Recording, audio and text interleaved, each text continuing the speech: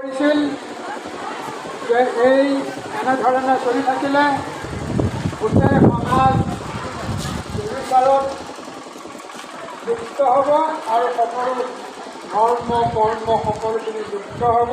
Guys welcome back to my channel. আজি মই আপোনালোকক দেখাম এখন নামঘৰ।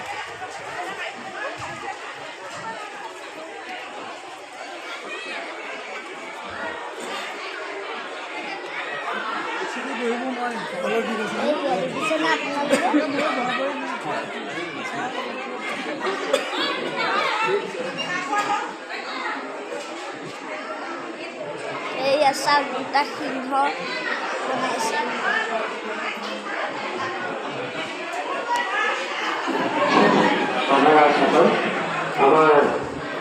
সেই তাত চাকি দেখিছে আপোনালোকে। আমি